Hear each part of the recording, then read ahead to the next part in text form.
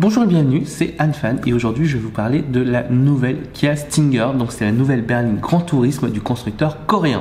Donc j'étais à la soirée de lancement la semaine dernière à Milan et il faut dire que Kia n'est pas allé de main morte. Donc en gros entre les journalistes, les invités, la distribution, les mannequins de la Fashion Week, Martin Solveig et le froid de Milan, eh bien c'était un peu le minimum requis pour que Kia puisse enfin présenter cette Stinger en Europe.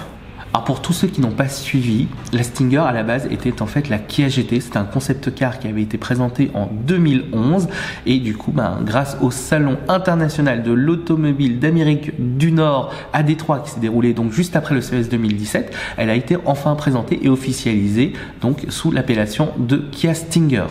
Alors là, vous allez me demander pourquoi une annonce en Europe quelques jours seulement après le salon de Détroit 2017.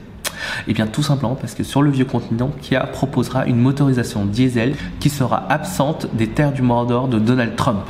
Et si j'apprécie le design général de la nouvelle berline, c'est tout simplement parce que la Kia Stinger a été développée en Allemagne, à Francfort plus précisément. Du coup, ça colle un tout petit peu plus avec ma sensibilité des voitures européennes. Donc avec une face avant assez aérodynamique, des flancs assez fins, mais surtout une sportivité générale qui est quand même assez appréciable. Dans tous les cas, sans entrer dans les détails, parce que vous aurez vraiment toutes les informations sur le site officiel ou sur les sites super spécialisés liés à l'auto, etc.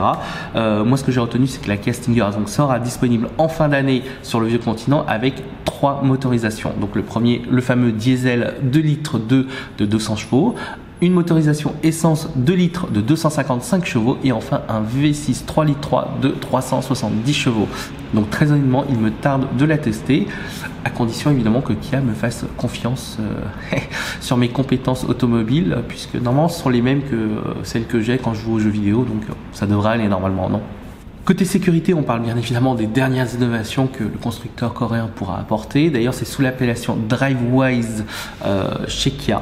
Et on parle ainsi de gestion de la stabilité du véhicule, de contrôle électronique de la trajectoire, de système anti-collision, alors je le note en même temps, de freinage d'urgence, de reconnaissance des piétons, de régulateur de vitesse adaptatif, de système de détection de trafic arrière et même d'un nouveau système d'alerte de baisse de vigilance qui n'était pas là apparemment encore. Bref, il y en a pas mal. Il y a toute une liste longue comme ça. Et moi, je pense souviens de pas tout, donc j'ai tout noté comme ça là. Pour la partie technologique, on parle donc forcément d'affichage tête haute avec toutes les informations affichées en même temps, d'une console centrale avec un grand écran tactile, de la recharge sans fil, du Bluetooth et un nouveau système audio aussi. Et d'ailleurs, en parlant de système audio, Kia propose en option un système surround de chez Harman Kardon avec des technologies Clarify, 15 haut-parleurs et une puissance totale de 720 watts. Donc c'est vous dire les prétentions que Kia aura avec cette nouvelle Stinger qui sortira donc en fin d'année. Dans tous les cas, c'était un très beau lancement, très honnêtement. Alors, moi, je fais pas trop de lancement de voiture, donc je pourrais pas trop vous dire, mais dans l'absolu, moi, j'ai trouvé que c'était agréable. On a bien découvert la voiture, on pouvait la voir sous tous les angles, etc. Donc c'était vraiment sympa. Vous allez me dire, oui, Kia, c'est pas BM, c'est pas. Mais très honnêtement, moi, je conduis des Kia depuis un certain temps là pour lors de mes différents déplacements quand je loue une voiture.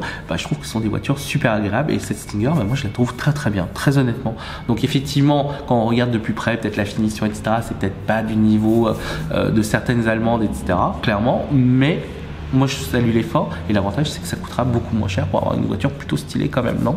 Ah oui, petite dernière chose, donc je vous disais qu'elle sortira en fin d'année, malheureusement on ne connaît pas encore son prix. Donc moi de ce que je sais, c'est que cette Kia Stinger sera positionnée en face des BMW ou Mercedes série 3, classe C, série E, classe 5, etc.